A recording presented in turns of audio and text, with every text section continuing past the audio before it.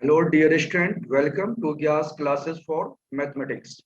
आज हम लोग क्वांटिटेटिव एप्टीट्यूड लेक्चर 1 हम कर चुके हैं। लेक्चर 2 में एरिया एंड पैरामीटर के अंदर स्केलीन ट्रायंगल की स्टडी करेंगे। इससे पहले हम लोग एरिया एंड पैरामीटर में equilateral triangle, rectangle and isosceles triangle के बारे में पढ़ चुके हैं लेक्चर 1। लेक्चर 2 में स्टडी करेंगे स्केलीन ट्रायंगल की एरिया और पैरामीटर्स के बारे में। तो चलो चेक करते हैं। ये हमारा स्केलीन ट्रायंगल।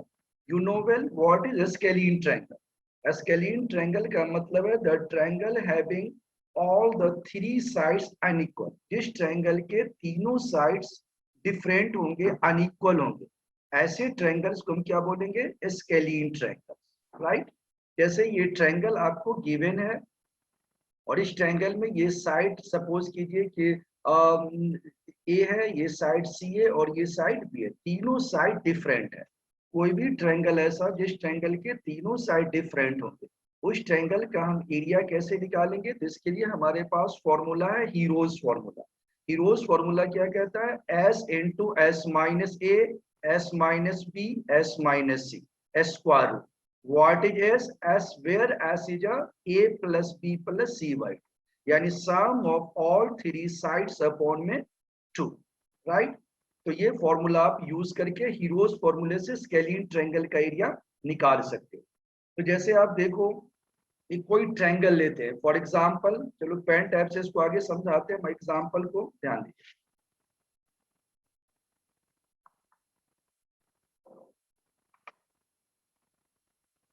तो अगर हम इसको यहां से लेते हैं पेन टैब से,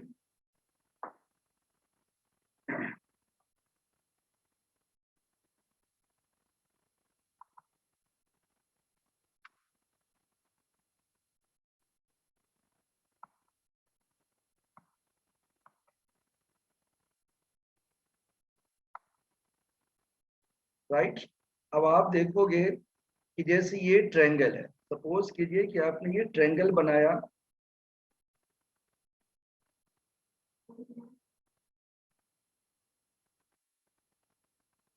राइट।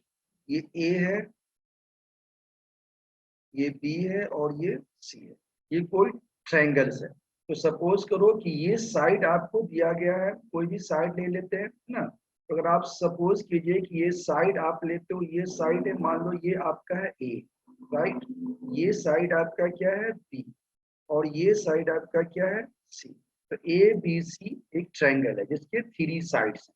तो आपने देखा कि यहाँ अगर हमने एस निकाला है a plus B plus c by two, तो और ये हमारा है एस इंटू में एस माइनस ए, S minus B, S minus c. Right. अब आप देखो कोई भी ट्रायंगल अगर आप लेते हो, जैसे ये ट्रायंगल हमने लिया। अब इस ट्रायंगल में अगर हम बोले यहाँ कि सपोज करो ए इक्वल टू कोई नंबर ले लो और बी कोई नंबर ले लो और सी कोई नंबर ले लो। राइट। तो सपोज करो कि आपने नंबर ले लिया, कोई भी नंबर आप ले सकते हैं। जैसे हमने ले लिया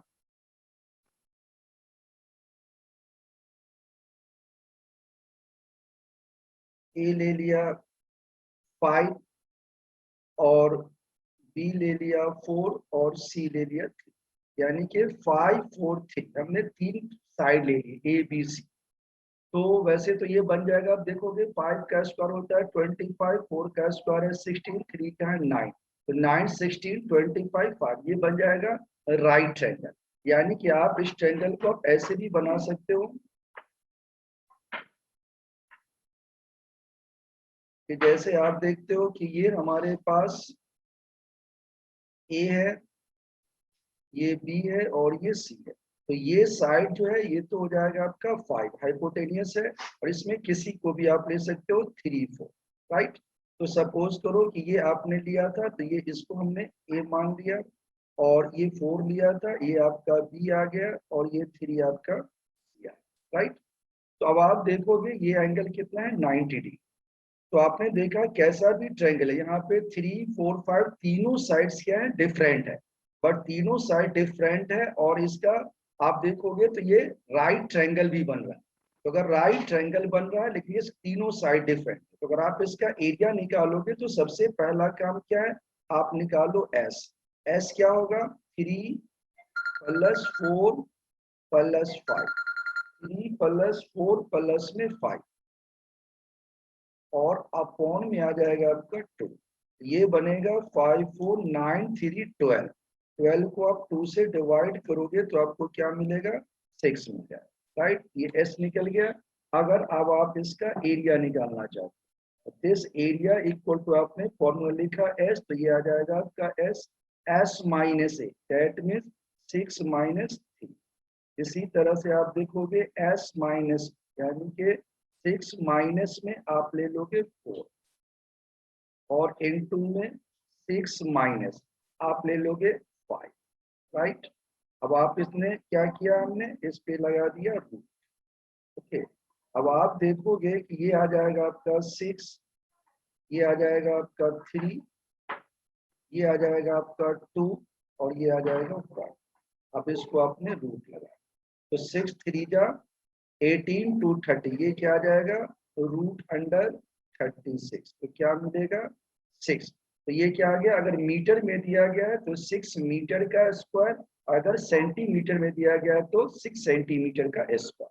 तो पता चला कि कैसा भी ट्रायंगल हो जिसके तीनों साइड अगर डिफरेंट है तो आप इस फॉर्मूले का यूज कर सकते हैं, हीरोज फॉर्मूले का, उसका एरिया निकालने के।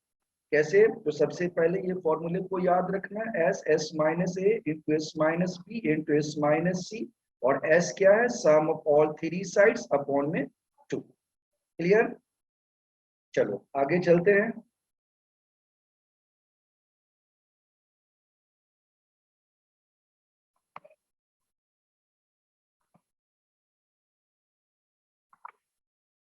अब देखो,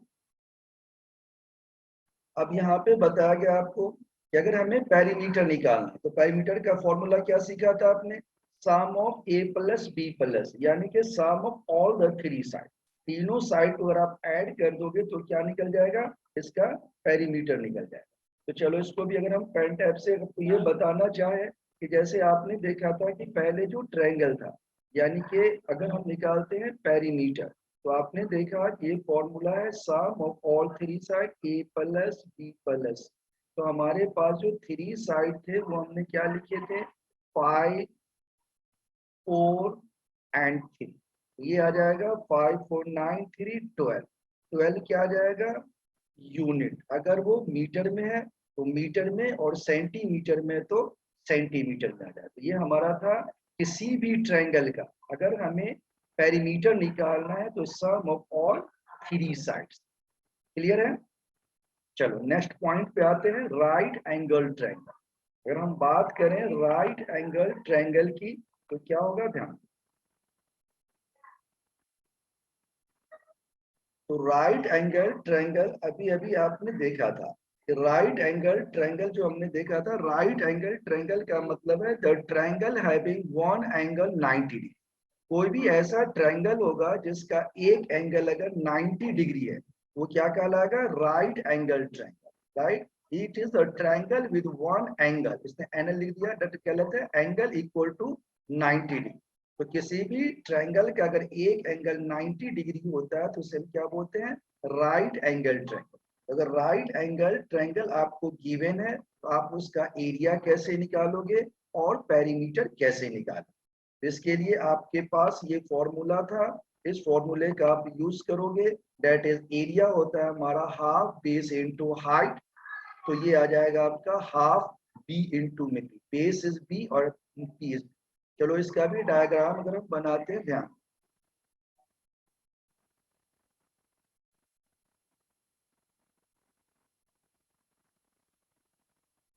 तो ये अगर आपका ए है, ये आपका बी है और ये आपका सी, और ये वन एंगल क्या आ गया, 90, राइट। तो ये एक राइट ट्रायंगल बना। अब ये आपका क्या कहलाएगा, बेस। ये क्या कहलाएगा, परपेंडिकुलर, राइट। और ये हमारा क्या है, हाइपोटेनस।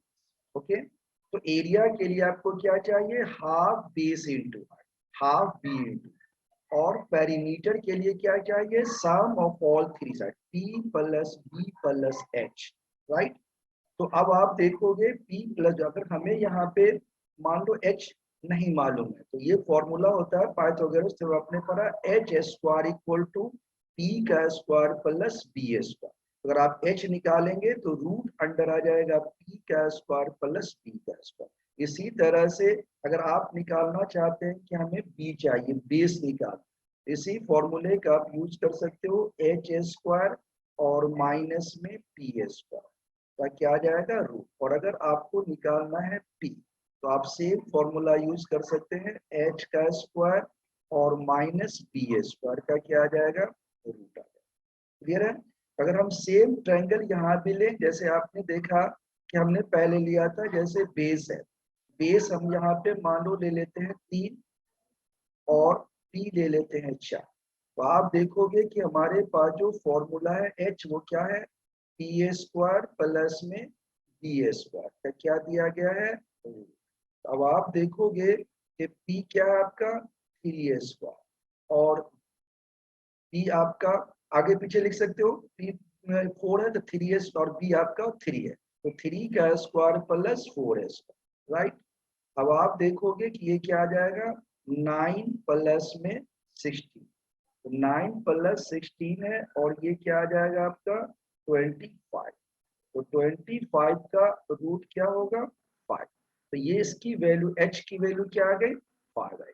अब आपसे अगर पूछा जाए कि बच्चे बताओ एरिया क्या है, तो आपने फॉर्मूला सीखा है हाफ बेस इनटू P। तो आपने देखा हाफ बेस को अगर हमने माना है 3, B को 3 माना है 3 और P को हमने 4 लिया, तो ये 2 से 4 को काट दो, 2 2 जा 4, कितना जाएगा आपका 6। तो ये निकल गया एरिया। अगर यूनिट दिया रहेगा, अगर आपको मीटर है तो मीटर का स्क्वायर, सेंटीमीटर है तो सेंटीमीटर का स्क्वायर, मिलीमीटर है तो मिलीमीटर स्क्वायर। इसी तरह से आपको अगर निकालना है पेरीमीटर, तो आपने क्या सीखा, sum of all three side, that is P plus में B और प्लस में H। तो ये क्या हो जाएगा, P आपका है 4, B आपका गिवन है 3 और H गिवन कितना है, H इज 5। तो ये आ जाएगा तुम्हारा 5 3 8 और 4 12, 12 सेंटीमीटर का स्क्वायर और 12 का मीटर, 12 सेंटीमीटर और मीटर। यूनिट के अंदर पेरीमीटर का क्या बताया था हमने, मीटर, सेंटीमीटर या मिलीमीटर। यहाँ यूनिट नहीं है तो ओनली 12, अगर यूनिट होता तो 12 मीटर या सेंटीमीटर लिखते, एरिया में मीटर स्क्वायर या सेंटीमीटर का स्क्वायर। क्लियर है? तो कोई भी राइट एंगल ट्रायंगल होगा तो आप इस तरह से उसका एरिया निकाल सकते हो, पेरीमीटर निकाल सकते हो। अगर इसके परपेंडिकुलर बेस हाइपोटेनियस में कोई भी दो साइड आपको गिवन होगा, थर्ड साइड आपको निकाल लेना, राइट। ओके, तो ये था आपका राइट एंगल ट्रायंगल। चलो नेक्स्ट पॉइंट पे आते हैं।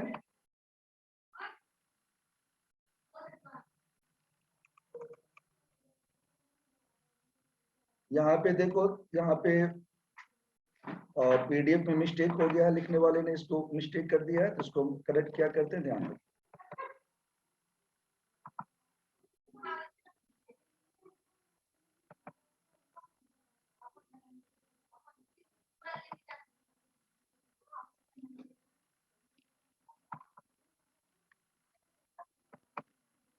तो जैसे यहाँ पे हमने पीछे बताया था आपको कि H का फॉर्मूला बताया था, यहाँ पे मिस्टेक लिख दिया पाइथागोरस, ये आपका जाएगा क्या P का स्क्वायर प्लस में B का स्क्वायर, इस पे क्या लगेगा रूट। सो H बराबर होता है P का स्क्वायर प्लस B का स्क्वायर रूट, जो आप पहले पढ़ चुके हो, इससे पहले हमने समझा चुके, राइट। चलो नेक्स्ट पॉइंट पे आते हैं। अगला पॉइंट हमारा है isosceles right angle triangle. Isosceles right angle triangle की अगर आप बात करोगे तो आइसोसेल्स राइट एंगल ट्रायंगल क्या है, सबसे पहले तो ये जानना है आपको कि आइसोसेल्स राइट एंगल ट्रायंगल है क्या। तो आप जानते हैं नाम से कि एक तो ये आइसोसेल्स है और दूसरा राइट एंगल ट्रायंगल है। मतलब ऐसा ट्रायंगल जिसका एक एंगल तो 90 डिग्री हो और दो साइड क्या हो, इक्वल हो, दो साइड इक्वल हो और एक एंगल 90 डिग्री हो। अब बात ये होता है कि जब ये राइट एंगल ट्रायंगल है तो एक होता है परपेंडिकुलर, एक होता है बेस, एक hypotenuse. You know well, hypotenuse is the longest side. Hypotenuse क्या है? सबसे लॉन्गेस्ट साइड है। दैट मीन्स कि जो इक्वल साइड्स होंगे वो क्या होगा? Perpendicular and base. तो यहाँ पे ये राइट ट्रायंगल बनाया गया है और ये ए, इसको क्या लिखा गया है? ये ए है, ये बी है और ये डी है। तो अब आप देखोगे कि ये ए और ये डी, यानी अगर हम इसका नाम रख दें, ये मान लीजिए ये ए है, ये आपका बी है और ये आपका सी है। तो आप देखोगे फिगर में कि ये जो ए बी है, that A B equal to A and B C equal to A and A C equal to D, right. और एंगल ABC क्या है? 90 degree. So any triangle which have one angle 90 degree and two side equal, that is perpendicular and base equal, then they called isosceles right angle triangle. ना अगर आपको area find करना है तो same formula आप use कर सकते हो। यानी एरिया का आपने देखा था राइट ट्रायंगल में था half into base into perpendicular. तो आप देखोगे कि हाफ है और बेस को भी, यानी बेस बीसी को भी आपने ए लिया है और परपेंडिकुलर को भी ए लिया है। तो ये क्या बनेगा? ए स्क्वायर बाई 2। तो this is half A square, that means A square by 2। बिल्कुल करेक्ट आंसर। फिर आपको निकालना है पेरीमीटर। तो आपने यही सीखा है कि पेरीमीटर क्या होता है? That is sum of all three side, that is A plus B plus. तो यहाँ ए क्या है? ए। और बी क्या है? वो भी आपका है ए। और सी यानी हाइपोटेनियस, वो क्या है? डी। इसलिए आपका आंसर क्या आ गया? 2a प्लस में डी। तो ये था आपका आइसोसील्स राइट एंगल ट्रायंगल, राइट। तो कोई भी ऐसा ट्रायंगल दिया होगा जो राइट एंगल भी होगा और दो साइड्स इक्वल होंगे, तो आप इस फॉर्मूले से इसका एरिया फाइंड कर सकते हो और इसका पेरीमीटर फाइंड कर सकते हो। ठीक है। जैसे आप देखो, जैसे अगर आप एक ट्रायंगल बनाते हो, ये, ठीक है। अब मान लीजिए ये आपका ए है, ये आपका बी है और ये सी। अब कोई भी साइड लेते हो, सपोज करो ये भी आपने 5 ले लिया और ये भी 5 ले लिया, तो ये क्या बनेगा आपका? 5 का स्क्वायर प्लस 5 का स्क्वायर, इसका क्या आ जाएगा? रूट। यानी 25 प्लस 25 ये आ जाएगा आपका कितना? 50। 50 का रूट, 50 का रूट क्या होगा? 25 टू जा 50 होता है, यानी ये आ जाएगा आपका 5√2। क्लियर है? अगर आप रूट जानना नहीं निकालना चाहते हो तो यहाँ पे हम बता रहे हैं, देखो जैसे रूट अंडर 50 है तो 50 को ब्रेक करो, 2 से करोगे 25 आएगा और ये आ जाएगा 5 इंटू 5, राइट। तो आप स्क्वायर रूट का मतलब क्या होता है कि पेयर्स देखना, ये 2 बार है तो ये आपका 5 बाहर आ जाएगा, 2 अकेला है तो ये अंदर रहेगा, दैट इज 5√2। 50 का रूट क्या आएगा? 5√2। तो हमने लिख दिया 5, राइट। अब अगर आपको फाइंड करना है इसका एरिया, एरिया फाइंड करना है तो आपने क्या देखा है कि एरिया फाइंड करने के लिए सपोज करो जैसे आपने निकाल लिया एरिया ए है, एरिया ए क्या होगा? तो सेम होगा हाफ इंटू में 5 इंटू 5। तो अगर कोई बच्चा इसको डायरेक्ट लिखे, that is 5 square by 2, no problem, क्योंकि आपने सीखा a square by 2 where a is equal side. तो आपका आंसर आ जाएगा 25/2। या आप इसको लिख सकते हो 2 1 जा 2, 2 2 जा 4, 2 5 जा 10, 12.5 सेंटीमीटर है तो सेंटीमीटर का स्क्वायर, और अगर मीटर है तो मीटर का स्क्वायर, राइट। इसी तरह से आप देखोगे पेरीमीटर। तो पेरीमीटर में आपने सीखा था कि और सम ऑफ ऑल थ्री साइड। तो अगर आप सम ऑफ ऑल थ्री साइड, तो यहाँ क्या निकल गया? एक साइड 5 है, दूसरा साइड भी 5 है और तीसरा साइड आपका क्या है? 5√2। तो ये आ जाएगा आपका 10 प्लस में 5√2। अगर आप इसको सिंप्लीफाई करना चाहते हैं तो आप इसमें से 5 कॉमन ले, तो क्या आ जाएगा 2 प्लस में रूट 5 2 10, ये आ जाएगा 2 प्लस। और इसको सिंप्लीफाई करना चाहते हो तो 5 को ऐसे ही छोड़ दो, दिस इज 2। √2 का वैल्यू हमने बताया था, याद नहीं तो नोट कर लो 1.414, राइट।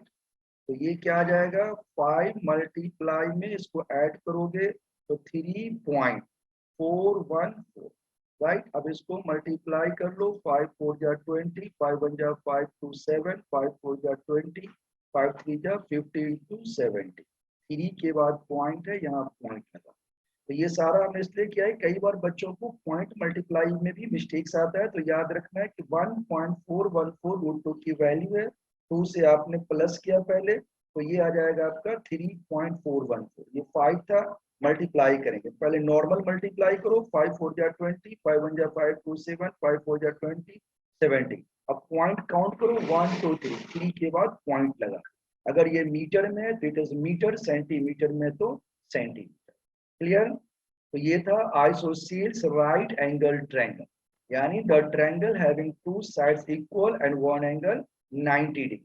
तो आप फाइंड कर सकते हैं area, half into equal side का square, perimeter sum of all 3 sides. Okay, चलो नेक्स्ट पॉइंट पे आते हैं।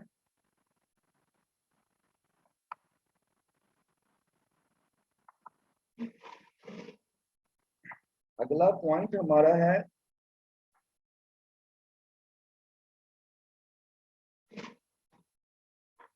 आपको जानना है प्रॉपर्टीज ऑफ ट्रायंगल।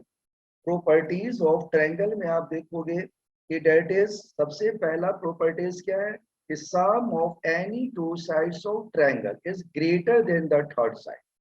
यानी किसी भी ट्रायंगल का अगर आप दो साइड का सम निकालते हैं, किसी भी ट्रायंगल का दो साइड का अगर आप सम निकालते हो तो क्या होगा, ध्यान दो। तो किसी भी ट्रायंगल का अगर आप दो कह रहा है the sum of any two side of triangle is greater than third side, यानी किसी भी ट्रायंगल के दो साइड का सम तीसरे साइड से ग्रेटर होना चाहिए, राइट। तो कभी कभी क्वेश्चन पूछा जाता है कि the three sides of triangles are given, you have to show it is a side of triangle और नॉट। यानी तीन साइड दे दिया जाएगा और आपसे पूछेगा कि इससे ट्रायंगल बन सकता है कि नहीं। तो आपको यही चेक करना है, sum of any two side should be greater than third side. जैसे सपोज करो, अगर हम एग्जांपल लेते हैं, यहाँ पहले तो आप ध्यान दो कि जैसे आपने देखा कि ये ट्रायंगल है, this is a triangle A B C. तो सबसे पहला पॉइंट है कि that is A B plus B C should be greater than A C. A B और बी सी का जो सम है वो हमेशा क्या होगा, ए सी से ग्रेटर होगा। इसी तरह से A B plus A C always greater than B C. A B और ए सी का सम भी ग्रेटर किससे होगा, बी सी से होगा। इसी तरह से आप देख सकते हैं that is B C plus A C. BC और एसी का अगर आप सम लेते हो, बीसी प्लस एसी का अगर आप सम लेते हैं, that should be greater than A B. ये भी क्या होगा, ए बी से ग्रेटर। यानी किसी भी दो साइड का सम तीसरे साइड से क्या होना चाहिए, ग्रेटर होना चाहिए, तभी ये ट्रायंगल के साइड्स, तभी ये ट्रायंगल माना जाए। जैसे आप देखो कि अगर हम बात करें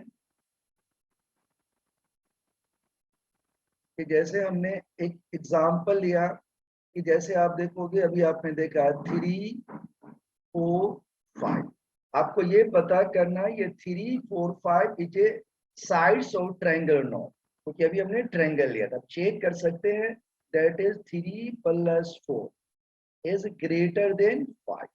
आप चेक कर सकते हैं 4 plus 5 that is greater then 3। आप चेक कर सकते हैं और 3 plus 5 greater than 3 plus 5 greater than 4। तो आपने देखा कि किसी भी दो साइड को आपने सम किया तो ये 7 आ गया जो 5 से ग्रेटर है। यहाँ क्या आ गया 7, दिस इज ग्रेटर देन 5। ये आ गया 9, दिस इज ग्रेटर देन 3। ये 8 ग्रेटर देन 4। इसका मतलब ये साइड्स ऑफ ट्रायंगल है, इट इज राइट, हम पहले देख चुके हैं। अगर ये साइड्स ऑफ ट्रायंगल नहीं होता तो इसको सेटिस्फाई नहीं करता। इसी the first point, the sum of any two sides of triangle is greater than the third side. It is clear? Okay. Now come to the second one.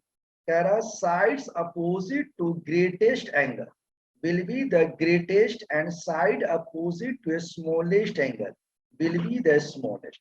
कह रहा है किसी भी ट्रायंगल में जो ग्रेटेस्ट एंगल होगा उसका अपोजिट साइड क्या होगा, ग्रेटेस्ट, और जो स्मॉलेस्ट एंगल होगा उसका अपोजिट साइड क्या होगा, स्मॉलेस्ट होगा।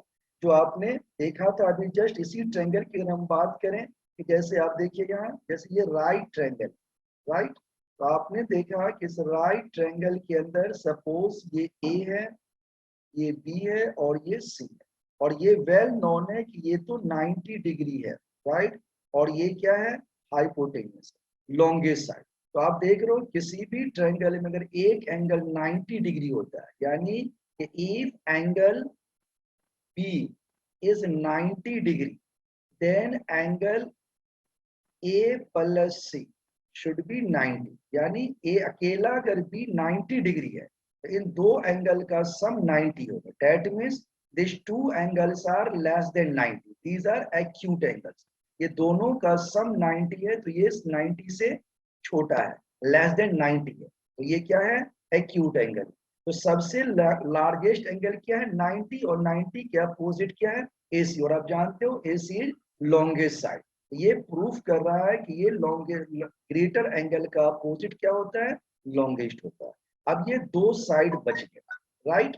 अब आप देख सकते हैं कि अगर ये 60 है तो ये 30 होगा, ये 60 स्मॉलेस्ट है तो इसका साइड वाला ये भी स्मॉलेस्ट होगा।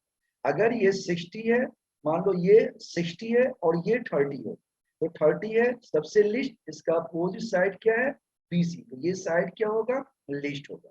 That means आपको ये याद रखना है कि the side opposite to greatest angle, greatest angle का जो अपोजिट साइड है always greatest, and least angle का जो अपोजिट साइड है वो हमेशा क्या होगा, लिस्ट होगा, यानी छोटा होगा। ये आप बिल्कुल क्लियर देख सकते हैं राइट ट्रायंगल के अंदर ये 90 डिग्री ग्रेटेस्ट एंगल है, और यू नो आप पढ़ चुके हो hypotenuse is always greatest side, तो एसी क्या है, अपोजिट ऑफ दिस लाइन। तो reverse of this is also true कि अगर लार्जेस्ट एंगल का अपोजिट एंगल क्या होगा, ग्रेटेस्ट होगा, स्मॉलेस्ट साइड का अपोजिट एंगल क्या होगा, स्मॉलेस्ट होगा। It is clear, good. चलो अब आते हैं थर्ड पॉइंट पे, इसको थोड़ा सॉल्व करते हैं ऊपर। तो अब देखो प्रॉपर्टीज ऑफ ट्रायंगल में हम थर्ड पॉइंट पे आते हैं। तो प्रॉपर्टीज ऑफ ट्रायंगल में अगर थर्ड पॉइंट की बात करें तो प्रॉपर्टीज ऑफ ट्रायंगल में थर्ड पॉइंट कहता है among all the triangle that can be form with a given parameter the equilateral triangle will have the maximum area.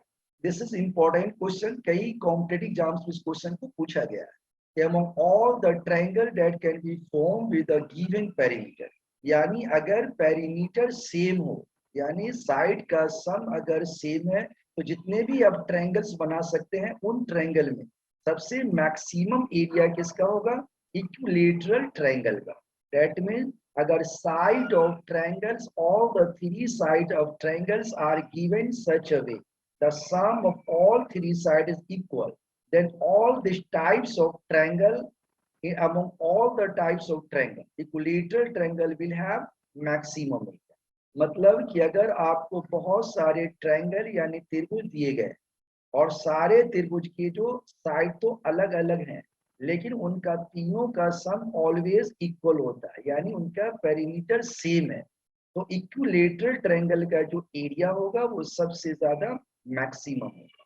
जैसे आपने देखा था कि अगर हम साइड कोई भी ट्रायंगल आप लेते हो और उस ट्रायंगल का आप देखोगे कि मान लो उस ट्रायंगल से आप इक्वल, जैसे मान लो साइड था 3 4 5, अब इनका सम क्या है, तो 3 4 5 का सम है 12। आपने दूसरा ट्रायंगल ले लिया जिसका दूसरा दे लिया जिसका आपने रख दिया भाई 3 है 7 है और 12, इनका भी सम क्या आएगा 12 आएगा। इन सब में जो इक्विलेटरल जो ट्रायंगल्स होगा उसी का एरिया क्या होगा इक्वल होगा, उसी का एरिया क्या होगा सबसे मैक्सिमम। क्लियर है। अगले पॉइंट पे आते हैं। अगला पॉइंट हमारा क्या कह रहा है ध्यान दो। अगला पॉइंट क्या होता है the line joining the mid points of side of triangle to the opposite vertex are called medians. In the given figure AF BE and CD are median. आप जानते हैं कि मीडियंस क्या है, जैसे ये ABC एक triangle, right. So this is the midpoint of AB, this is the midpoint of BC, and this is the midpoint of A.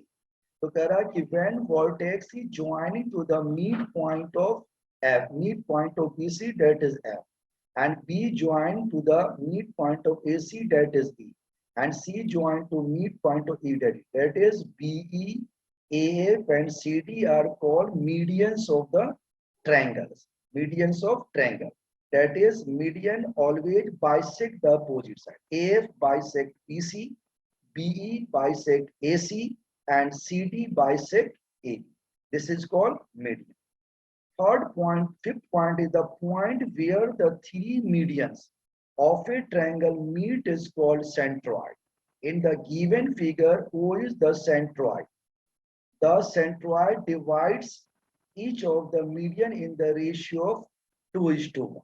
There are the point where the three medians of triangle meet is called centroid.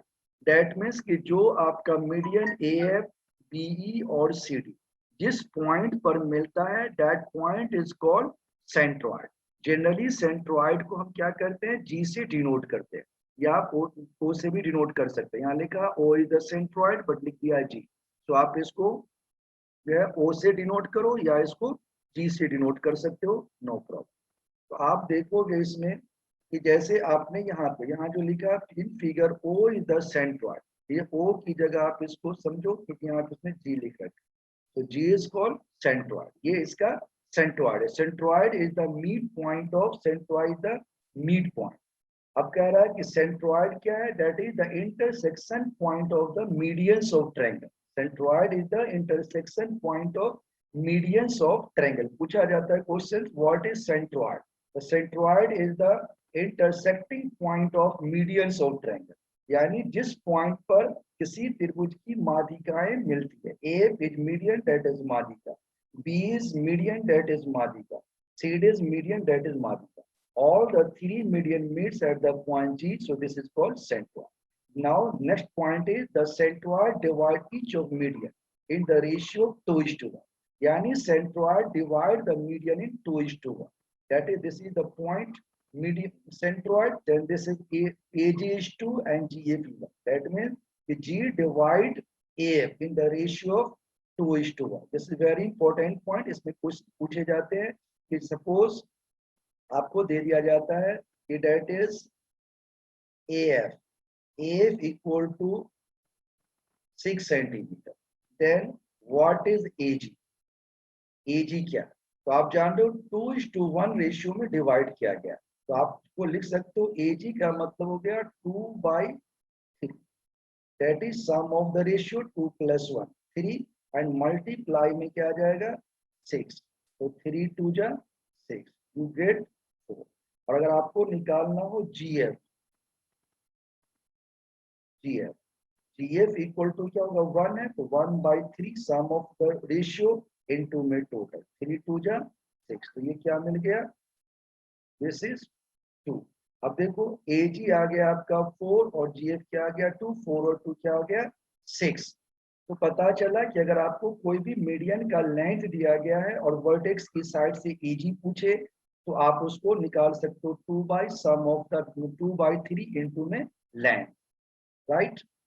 तो चलो आज के लिए यहीं तक। तो आपने देखा कि अभी तक जितने भी पॉइंट्स बताए, आई थिंक कि आपको बिल्कुल अच्छी तरह से ये पॉइंट्स सारे क्लियर हो गए होंगे। और अगर कहीं पे भी कोई प्रॉब्लम आती है तो आप हमारे कमेंट सेक्शन में जाके उसको आप लिख सकते हो, व्हाट्सएप पे भी लिख सकते हो। और आप जानते हैं पहले से कि हमारी ऑनलाइन क्लासेस जूम ऐप पे चलती है, तो जो बच्चे online live class zoom app पे लेना चाहते हैं वो हमारे व्हाट्सएप नंबर पे व्हाट्सएप कर सकते हैं और कांटेक्ट कर सकते हैं। यहाँ पे ऑनलाइन क्लासेस जो हमारी चलती है that is 8 to 12th mathematics and JEE mains advanced NDA navy SSR X group. इसके बाद एसएससी एंड अदर एग्जाम्स के लिए जो क्वांटिटी एप्टीट्यूड्स होते हैं उनकी क्लासेस चलती है जूम ऐप पे। बिल्कुल ये 1-to-1 क्लास भी है और बैचेस के साथ भी क्लासेस है, तो आप हमारे कांटेक्ट पे बात करके पता कर सकते हैं। Thank you so much.